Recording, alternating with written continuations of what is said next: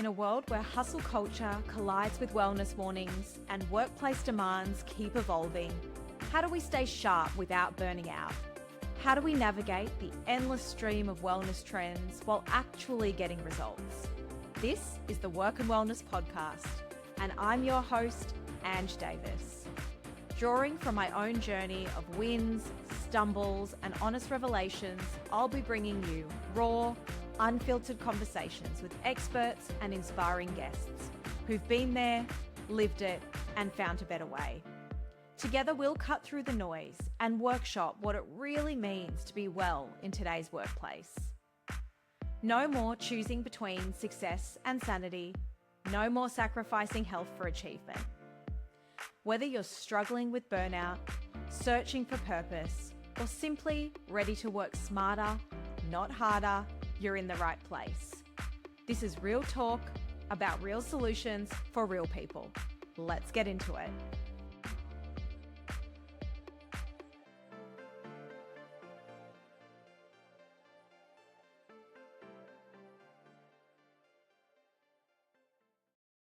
Hello, friends. Welcome to the show.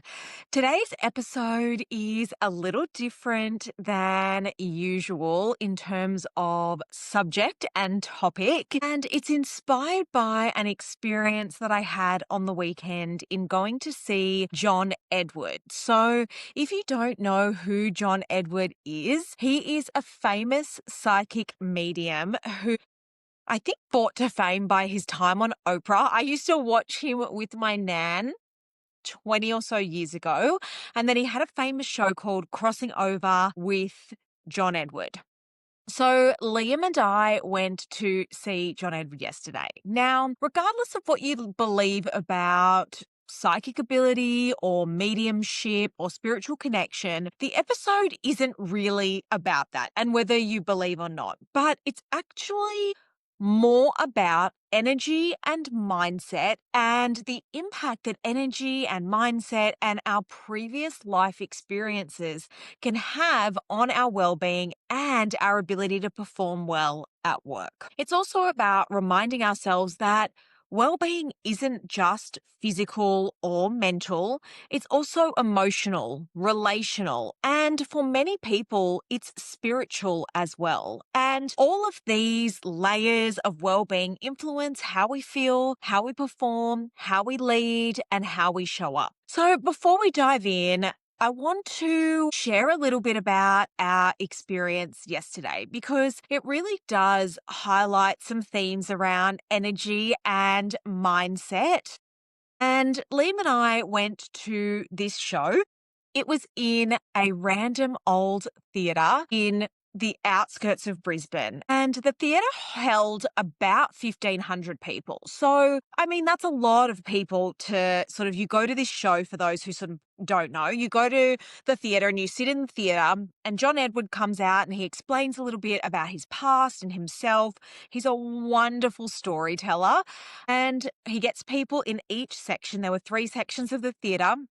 And he gets them to put their hand up if they have a question. And he chooses 2 people from each section. So there's 6 people standing. And he just gets them to ask their question. He feels the energy from that section. And then he may go to one of those people or to someone around those people if he feels like he is sensing a loved one come through. And so we were probably about halfway through, and keep in mind, 1,500 people, and in that time, he probably did about 15 readings. So a really small number, 1% of people got readings at this event. So we were sitting there, a lady about 8 rows in front of us put her hand up. She was waiting for a while and she asked a question, and mid-question, he stops her and just says, "Hold on, I'm being called behind you." And he shared a piece of information. And at this point, I was tapping Liam like a maniac on his leg, being like, "This is for you." The piece of information he shared made me think that it was one of his friends who'd passed away that came through. And he was just sort of sitting there and waiting. And then John Edward said a few more pieces of information. Here I am furiously hitting Liam on the leg saying, "This is you." And all of a sudden, John Edward just looks straight at Liam dead in the eye. And he says, the guy with the black hat, it's you. Stand up and get him a microphone. Insane. So I stand up with him because at the start of the show, one of John Edwards' team mentions that if you're there with someone, your energies are connected. And so if that person stands up because John pulls you out of the crowd, stand up with them because your energies are connected and it may mean someone comes through for you as well. And so I stand up with Liam. John was sharing all this information about Liam's friend, which was absolutely insane. There was unequivocal confirmation that this was Liam's friend coming through. There were so many specific random things. And then he comes across to me and says a few pieces of information, and it was my dad. Again, unequivocal facts. Random, so random. Things like I'm getting Ricky Ricardo and I Love Lucy coming through. My dad and I used to watch I Love Lucy together every single week, multiple times. My dad loved I Love Lucy. And then Liam and I are standing there and John Edwards said, who's going to Thailand?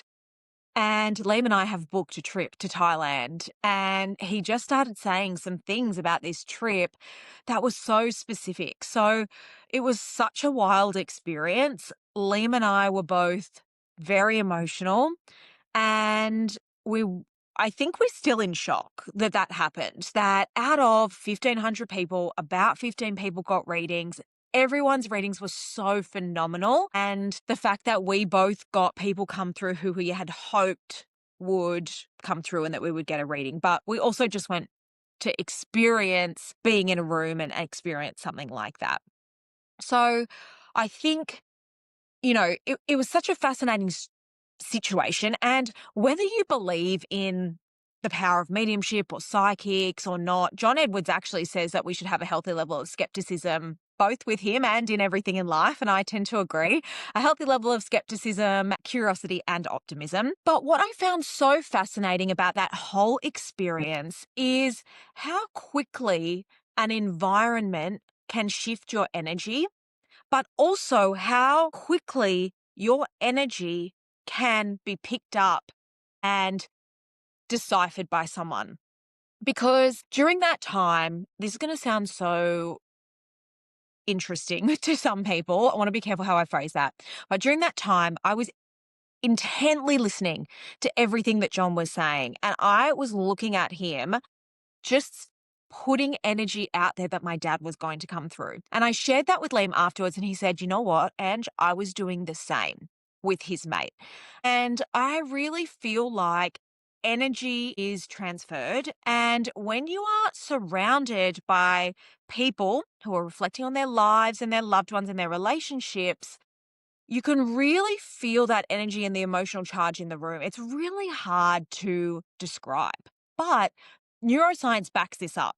So there's the energy and the feeling, but then there's the neuroscience to back this up. Because humans are wired to mirror neurons that echo the emotions of the people around us.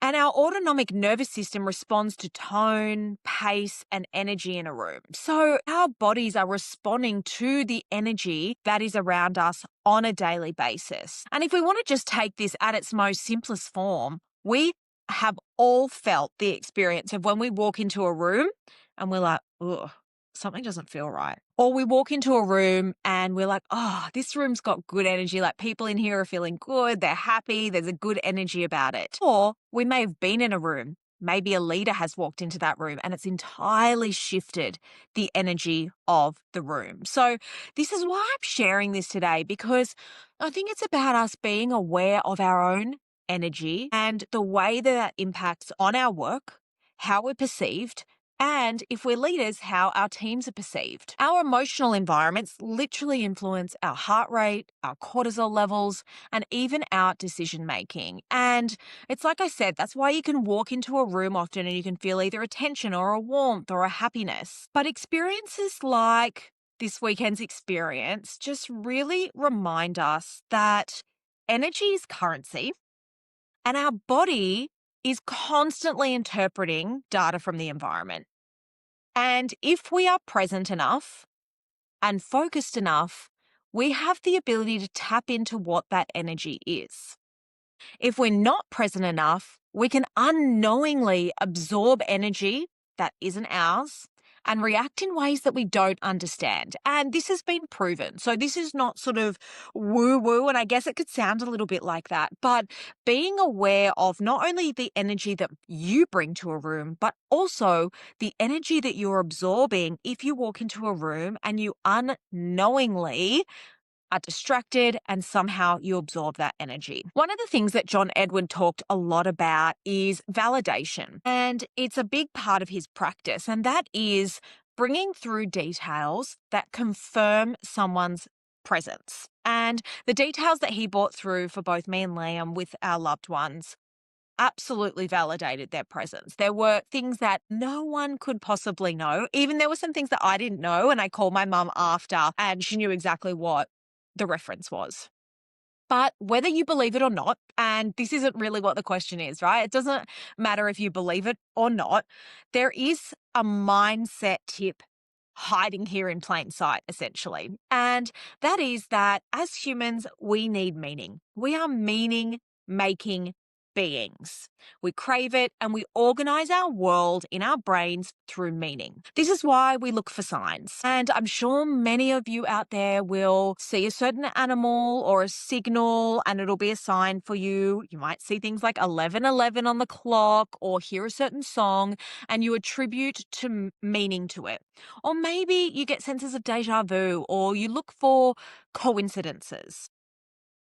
Meaning making is a survival mechanism, and it's really helpful to understand this as a human, as a leader, and in a workplace. Because in the absence of meaning, our brains create a story. And if you're familiar with Brene Brown's work, she says this a lot. So, because we're meaning making beings, we create a story in our brains where meaning hasn't been clearly articulated. So, why is this important? It's important because if you're communicating to someone at work or at home and you're not clear in your communication, or you leave things unsaid, or you skirt around the point, the person who's receiving that information makes their own meaning out of it. Where there are gaps, their brain makes meaning out of those gaps. And what that can lead to is miscommunication, poor performance, people spending time doing things that they don't need to do, and it can lead to arguments, quite frankly, right? And what Brene Brown shares is that if you are hearing something and you're upset by it, instead of saying, this is what you did or this is what it is, you start the sentence with, the story I'm telling myself is. So, for example, someone comes in the house and they don't say hi to you, or someone walks into a meeting, your leader comes into the room. You say to them, the story I'm telling myself is that I've done something wrong and you're annoyed at me because you actually didn't acknowledge me when you walked into the room.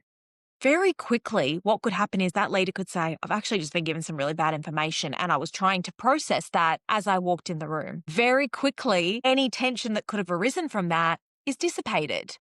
But if we don't have that conversation, that person ruminates on the fact that their leader didn't say hi to them, the leader's none the wiser, and then they notice differences in behavior, and then the leader's unsure why they're seeing those differences. So can you see why it's really important to understand how our brain works, that we seek meaning and connection, and that if we can try and be as clear in our communication as possible and also seek to understand, it can really help to prevent unnecessary tension. Because as we all know, two people can sit in the same theatre, in the same show, watch the same TV show, and they can walk away with two completely different experiences. And that's the power of our mind. But it's also the power of energy literacy, understanding what's yours to carry, what's not yours to carry, and what you can choose to take with you. Something else that really stood out to me in the session with John Edwards was how many people were holding on to different emotions. And I think we know that as a concept, right? We know all of us have stuff that happens in life and we carry it with us into our experiences at work or at home or with our well-being. But what we don't realize is sometimes how it leads to poorer well-being, more frustration, more stress, because it's these underlying things that we're carrying that we might not always talk about. And when we are emotionally activated or when we're experiencing challenges or emotions that can be sad or grief or anger, our window of tolerance narrows. We become more reactive, more sensitive, more easily overwhelmed. So when we're not dealing with these challenges that we might be having, when we're not talking about them, when we're not acknowledging them, when we would usually be pretty chilled driving, someone cuts us off in traffic and it really sets us off. Someone doesn't put their cup in the dishwasher and the next thing you're losing your mind, or someone's 2 minutes late to a meeting. These reactions that are disproportionate can often come from emotions that aren't dealt with, and it can really narrow our window of tolerance and reduce our well-being.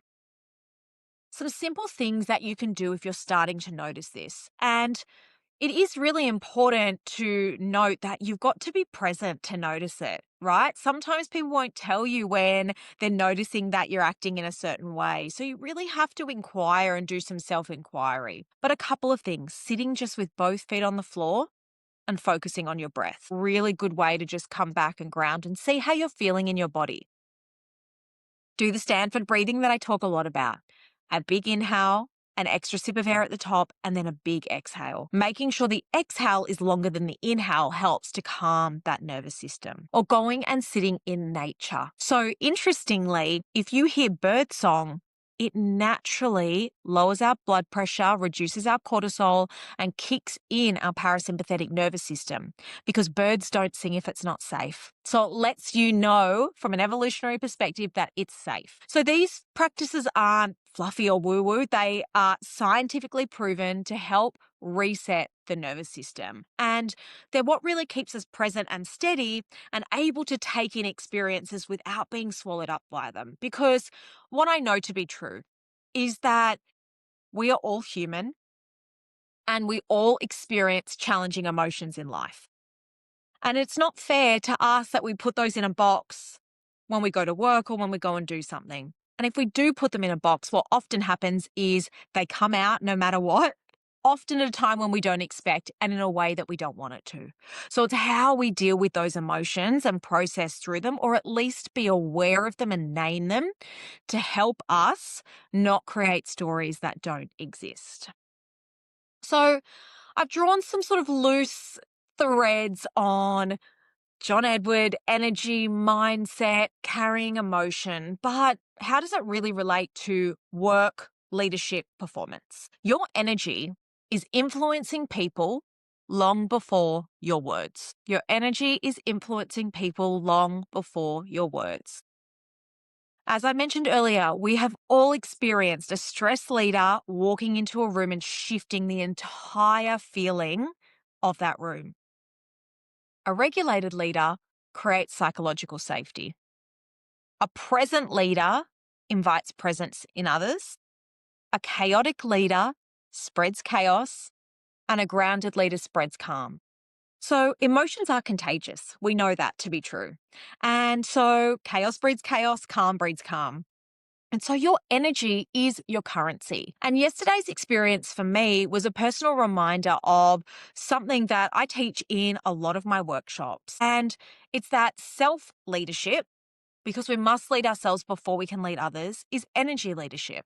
It's about managing our energy and what energy we put out there and how we cultivate our good energy. If you don't know how to manage your internal state, you can't expect your external world, your team, your performance, your relationships to feel steady. So we must go inwards first. And this is really tied to a concept of one of my earlier podcasts around silence and stillness being the new superpower. Taking time in silence and stillness to learn how to manage your internal state so that you can expect the external world to feel steady as well. So for me, really, aside from the wild fact that I got messages from my dad, which was crazy, the biggest reflection from John Edward for me wasn't even necessarily about the messages he shared, although I loved watching him. I think even if I didn't get a reading, he is such a fascinating, well thought out intelligent man, but it's that reminder that everyone is carrying unspoken things that are indirectly impacting their well-being, their performance, and their energy. That is being a human. People are carrying regret, guilt, unresolved relationships, old stories about themselves, loss, fear of what people will think, fear of saying too much, fear of saying nothing. And those emotional loads don't just stay in one part of our life. They show up everywhere. We can't contain them if we don't address them. They show up at work, they show up at home, they show up in leadership, in our mindset, in motivation. And that's why energy literacy and emotional literacy is really, really important. And it's why they matter. Because when you don't process something, when you're not aware of something, you end up performing around it. And that makes life feel really bloody hard. So, I guess coming to the end of the episode, I want to encourage you to reflect on your own life this week and to consider what emotional energy are you holding on to that you haven't acknowledged? What story are you still carrying that might be draining your well-being? What mindset are you bringing into rooms, conversations, or decisions? And what part of your energy needs attention or regulation? Because we will all oscillate between feeling great and then challenging things happening. That's life. But we can mitigate how it impacts our well-being and our performance by first being aware of it and then choosing to regulate it. You don't need to go to a psychic medium show to tap into this. You really just need a moment to pause, to be present, to be silent, and a moment of honesty with yourself and some compassion, because we can be really hard on ourselves as humans and we just deserve a little bit of compassion. No one's perfect. So I encourage you to take some time this week as we work through. Think about your emotional energy, any stories you're carrying, what mindset you bring when you come into rooms, and what part of energy needs your attention. And just take the time to be aware. And even if you don't do those things, can you just notice energetically when you walk into a room how you're showing up and how everyone else is showing up? Thanks for listening. Thanks for joining me on Work and Wellness. If today's episode resonated with you, remember, someone in your network might need to hear this too. Share it with a colleague or friend who could use these insights. I'd love to keep the conversation going, so find us on Instagram at Mind Your Grit, where we share daily tips and continue these discussions. And if you found value in today's episode, please take time to rate and review the show. It makes such a huge difference and helps other people discover conversations they might really need. Don't forget to hit subscribe so you never miss an episode. Each week, we're building a community of people who believe that success and well-being go hand in hand. You can find the notes, resources, and links from today's episode at mindyourgrit.com. This is Work and Wellness with Ange Davis. Your work matters, your wellness matters, and this is where it all comes together. See you next week.